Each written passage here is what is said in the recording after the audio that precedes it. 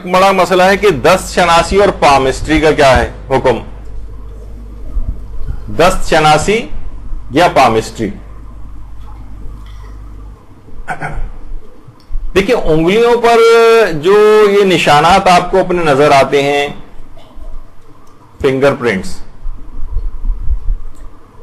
اچھا اس کا باقاعدہ یہ ایک علم ہے، اس کو ڈیکٹیلوگرافی کہتے ہیں.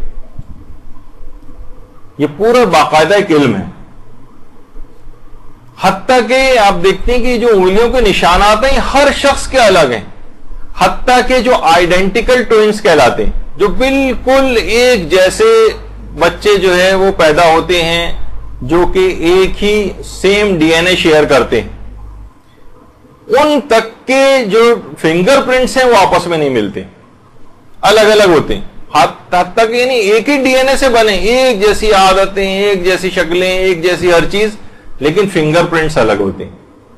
البتہ یہ ضرور ہے کہ دست شناسی الگ چیز ہے، اور یعنی پامسٹری اور یہ ڈیکٹیلوگرافی جو ہے یہ الگ ہے، یعنی جو فنگر پرنٹس وغیرہ کا جو علم. لیکن البتہ یہ بہرحال دست شناسی کے علم تو ہے، یعنی ہاتھوں کی لکیروں کو دیکھ کر ماضی، حال یا مستقبل کے حوالے سے کوئی بات کرنا یا کسی شخص کے کردار یا افکار یا اس کی خصوصیات کے متعلق بتانا، یہ پامسٹری کہلاتا ہے. اچھا پامسٹری کی بہت ساری ٹائپس بھی آ گئی ہیں، وہ والی پامسٹری نہ سمجھیں، اس میں بڑی یعنی علم ایک لحاظ سے تھوڑا سا ترقی بھی کر گیا ہے.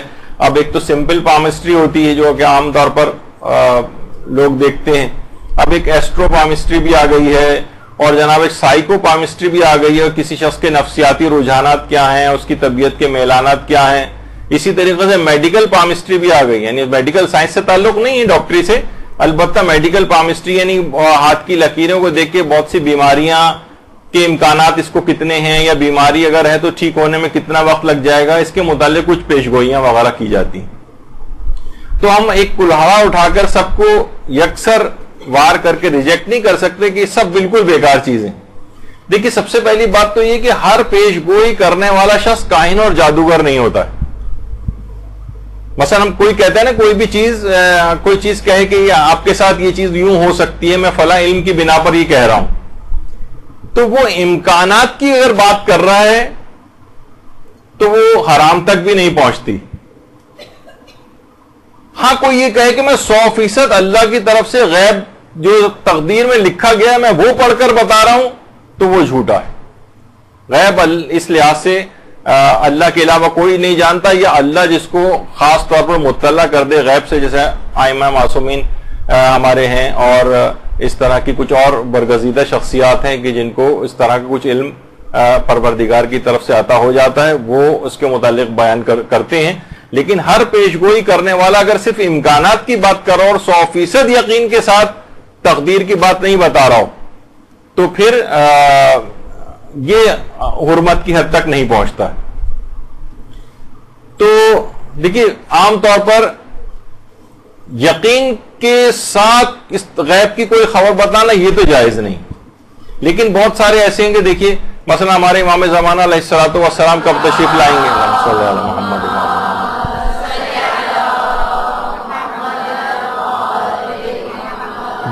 جو 100% طریقے سے وقت کو معین کر رہا ہو کہ یہ فلاں تاریخ کو فلاں دن امام تشریف لائیں گے، اسے جھٹلانے کا حکم ہے. 100% طریقے سے کیسے بتا رہے ہو؟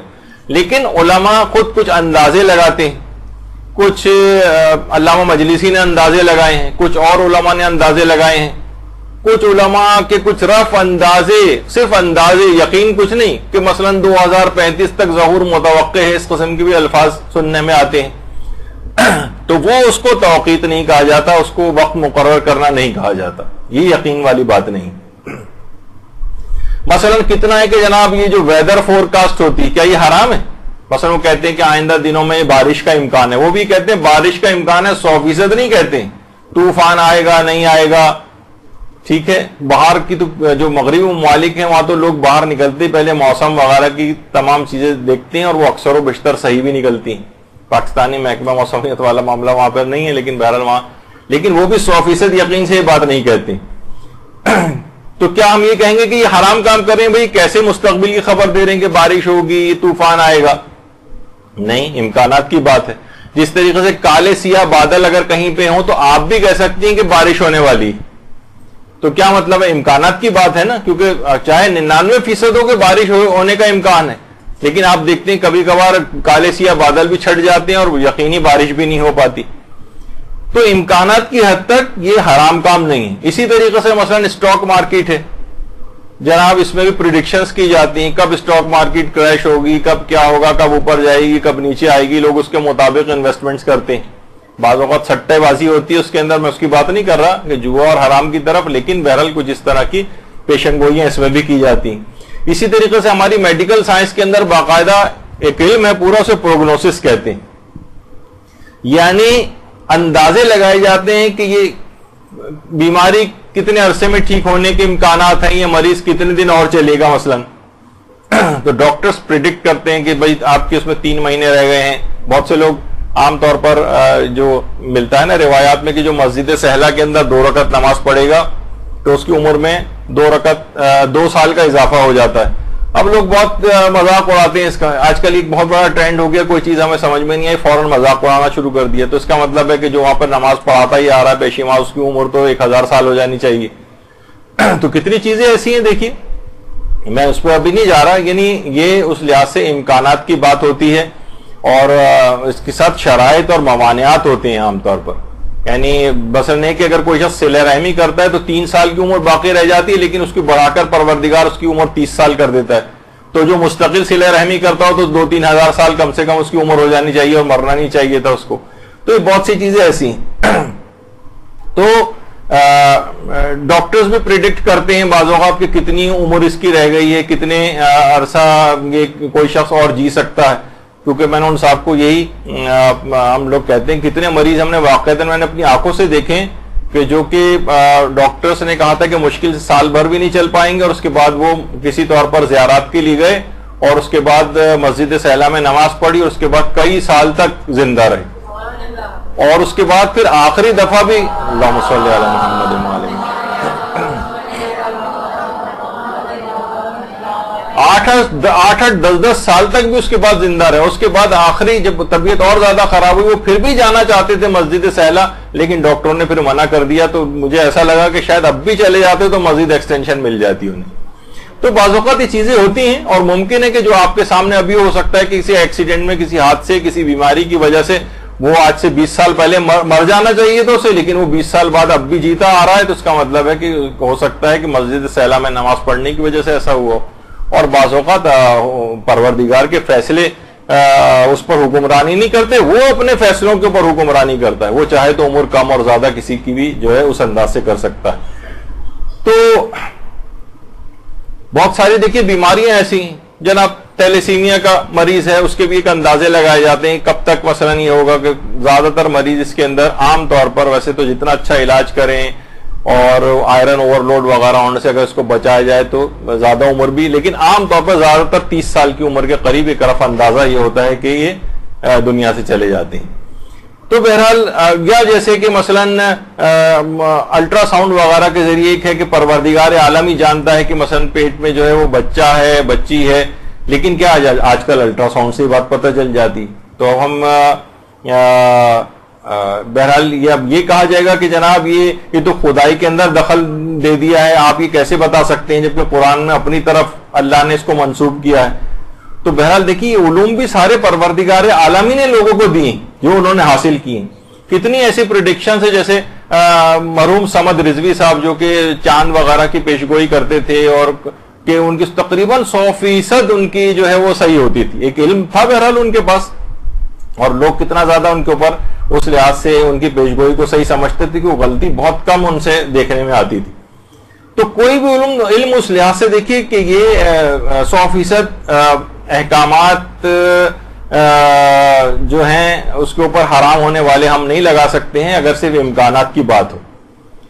تو یعنی اسی طرح سے جو پامسٹری ہے اس کے بھی اعداد و شمار جمع کیے گئے. مثلا آپ نے دیکھتی ہیں اس کے اندر جناب یہ کہا جاتا ہے کہ یہ مثلا جو ہاتھ ہے اس کے اوپر یہ مثلا لائف لائن ہے, عمر کتنی اس کی طویل ہوگی. یہ لاکھوں ہاتھ دیکھ کر انہوں نے ایک اندازہ لگایا کہ عام طور پر دیکھتے ہیں کہ اس میں یہ لائن جس کی جتنی طویل ہوتی ہے مثلا اس کی عمر لمبی ہوتی ہے, کہ لائن ڈسرپٹڈ ہوتی ہے, یا بیچ میں کوئی اس میں چیا چھوٹی ہوتی ہے تو اس کی عمر چھوٹی ہوتی ہے. اسی طریقے سے بہت سی ہارٹ لائنز ہوتی ہیں. اسی طریقے سے مثلا ہیڈ لائن یا جس کو برین لائنز کہا جاتا ہے وہ اس میں موجود ہیں. تو ان سب کو باقاعدہ طور پر آبزرو کیا گیا ہے. تو بہرحال اور اس کے مختلف یہ علم ہے اور اس کے مختلف اعداد و شمار کیونکہ اتنا زیادہ اس کے اوپر اس لحاظ سے کام نہیں ہوا, تو جن لوگوں نے کام کیے تو اپنے طور پر انہوں نے لاکھوں ہاتھ اس طرح سے دیکھ کر اور ایک اعداد و شمار جو ہے وہ بنائے.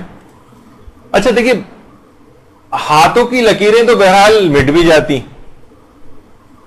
کتنا آپ دیکھتی ہیں کہ بہت سارے ایسے مزدور ہیں جو سخت کام کرنے والے ہیں, وہ اکثر جب وہ بایو میٹرک وغیرہ کرانے جاتے ہیں, شناختی کارڈ بنوانے جاتے ہیں, تو ان کے فنگر پرنٹ ہی نہیں آ رہے ہوتے, ہاتھوں کی لکیریں مٹ گئی ان کی. لیکن قسمت ان کی بھی ہوتی, یعنی قسمت سے اس لحاظ سے اگر دیکھا جائے تو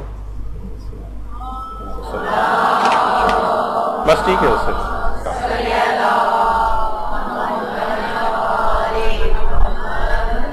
تو بہرحال اس لحاظ سے اگر آپ دیکھیں تو ان کے بھی فنگر پرنٹس بھی مٹ گئے ہیں.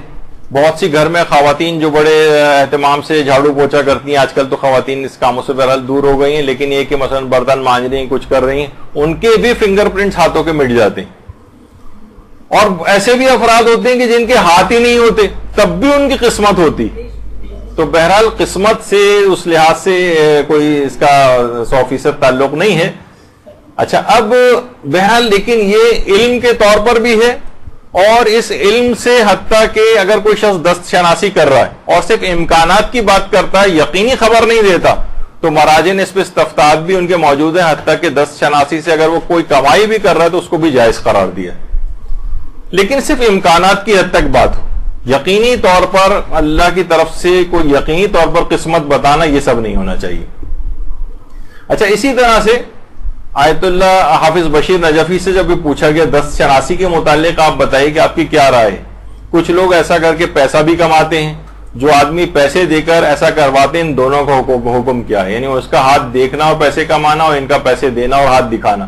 جواب بے اس میں سبحانہ ہو جائز, یعنی ویسے جائز اس لحاظ سے اگر دیکھا جائے تو انہوں نے بھی فتویٰ دیا. اور بہرحال اس کو قرۃ الکف کہا جاتا ہے, یعنی ہاتھ کا پڑھنا. البتہ دیکھیے یہ جو علوم ہیں ان کے لیے کوئی قرآنی یا احادیث کے اندر کوئی نص صحیح نہیں پائی جاتی. یعنی اس پامسٹری کا مکمل سائنسی ہونا ثابت نہیں, صرف اندازے ہیں. اور علماء فرماتے ہیں کہ اس سے انسان عام طور پر وہم میں زیادہ مبتلا ہو جاتا ہے, کیونکہ دیکھیے بہت سی چیزیں ایسی ہیں, کچھ جیسے خوابوں کی تعبیر پہ ایک دفعہ ہم نے یہاں پر ایک لیکچر لیا تھا, تو اس میں مختلف علماء نے کچھ خوابوں کی تعبیر بتائی تھی. مثلا اس میں ایک خواب یہ ہوتا ہے کہ جناب اگر کوئی شخص خواب میں دیکھے کہ اس کی شادی ہو رہی ہے تو اس کی تعبیر یہ کہ اس کی موت قریب ہے. اچھا, اب میں نے بھی ظاہر آیت اللہ دستغیب شیرازی اور ان کے حوالے سے بیان کر دیا تھا. بعد میں خاتون ان کا روتے پیٹتے جو ہے نا فون آیا, ان کے گھر والے بھی پریشان, پتہ چلا کہ انہوں نے چند دن پہلے یہ والا خواب دیکھا تھا, یہ خواب میں دلہن بنی ہوئی ہے مثلا. تو بہت سی چیزیں دیکھیے صرف امکانات کی حد تک بات ہوتی, یہ نہیں کہ 100% کوئی یقین رکھ کر اس کے اوپر جو ہے اس انداز سے, کیونکہ یہ جو علوم ہیں سارے, جیسے یہ دست شناسی ہے, تو ان میں کوئی لاجک یا کوئی عقلی کوئی ریزننگ وغیرہ نہیں ہوتی, اس میں کوئی عقلی معیار نہیں, لہٰذا ہم اس پر یقین نہیں کر سکتے. اور عام طور پر یہ دیکھا گیا کہ جو افراد ان چیزوں کو بہت زیادہ یقین رکھتے ہیں وہ بہت زیادہ وہمی ہو جاتے ہیں, نفسیاتی ہو جاتے ہیں. تو بطور کھیل کھیل میں ویسی ہاتھ دکھانا, انٹرٹینمنٹ کے لیے ایسی آپ بیٹھ گئے اور کوئی ماہر ہے وہ اگر یعنی بطور علم کوئی حاصل کیے, جیسے ہمارے برادر محترم وسیم امام صاحب ہیں, ان کا الگ سے ایک انٹرسٹ ہے اس کے اندر, مثلا پامسٹری وغیرہ میں. تو اگر کوئی ویسی کہ اگرچہ وہ یقینی طور پر کوئی اس طرح کی پیش گوئی نہیں کرتے, لیکن بہت سی چیزیں جو ہیں اس کی وہ جانتے ہیں مثلا, تو لیکن اس میں شریعت کا بہرحال اس میں خیال رکھنا چاہیے. عام طور پہ ہوتا ہے کہ یہ نہیں کہ انٹرٹینمنٹ کے طور پر ہم نے کہا کہ جائز ہے کچھ نہیں, تو بہت سی خواتین نامحرموں کے ہاتھ میں اپنا ہاتھ دے کے ذرا دیکھیے, بہت سے بیٹھے ہوتے ہیں فوراً ہاتھ پکڑ کے دیکھنا شروع کر دیتے ہیں. یہ اس کے اندر حرام کوئی پہلو نہیں ہونا چاہیے, نہ کوئی یقینی طور پر کوئی چیز ان کو بتانی چاہیے کہ 100% ایسے ہی ہوگا. تو آیت اللہ سیستانی یہ فرماتے ہیں کہ 10 شناسوں کی دی ہوئی جو معلومات ہیں ان کی کوئی حیثیت نہیں، لہذا یقین کے ساتھ ان غیبی خبریں جو وہ دیتے ہیں اس کی اطلاع یقین کے ساتھ دینی بھی جائز نہیں، اور ان کی بات پر یقین رکھتے ہوئے کہ 100% یہ آدمی صحیح کہہ رہا ہے اس سلسلے میں اقدامات کرنے بھی جائز نہیں، سوائے اس کے کہ کوئی عقلی اور منطقی حوالہ اس سلسلے میں موجود، یعنی کوئی عقلی اور منطقی کوئی ریزننگ والی بات ہو تو ایک الگ بات ہے، لیکن ویسے عام طور پر کہتے ہیں ان چیزوں کی کوئی اس لحاظ سے حیثیت نہیں، نہ ان کی معلومات کا کوئی یقینی طور پر کوئی فائدہ آپ کو ملتا ہے۔ اور دیکھیے 10 شناسی اس میں آپ پڑھنے کی آپ کو کیا ضرورت ہے؟ شناسی کے لفظ آپ کو اتنا زیادہ اگر پسند ہے تو علماء کہتے ہیں کہ آپ اسلام شناسی پڑھیے، ٹھیک ہے، اور جناب دشمن شناسی سیکھیے، شیطان اور مختلف طریقے سے دشمن کیسے کیسے ہمارے ساتھ جو ہے وہ کھیل کھیلتا ہے، اس کے دشمنوں کے ہتھ کنڈے باقاعدہ علم کے طور پر ایران میں بطور سبجیکٹ پڑھایا جا رہا ہے دشمن شناسی، اس کو پڑھیے آپ 10 شناسی کے بجائے۔ سیرت شناسی پڑھیے، سیرت شناسی حاصل کیجئے، یعنی ائمہ معصومین کی سیرت، ان کے اصحاب کی سیرت، ان کے متعلق دقت سے، نہ صرف یہ کہ اس قسم کی کتابیں بازار سے اگر خرید کر لے کر آئیں۔ تو بہرحال دیکھیے اگر یقینی طور پر یوں وہ چیز حاصل نہیں ہو سکتی، کیونکہ بہرحال ایک عقیدہ ہمارا عقیدہ بدا بھی کہلاتا ہے کہ اللہ اپنے فیصلے تبدیل بھی کر دیتا ہے، یحم اللہ ما یشاء و یثبت، تو یقینی طور پر تو ویسے بھی کوئی شخص ان چیزوں کی علم نہیں رکھ سکتا۔ برحمتك يا أرحم الراحمين وصلى الله على محمد وآله الطاهرين۔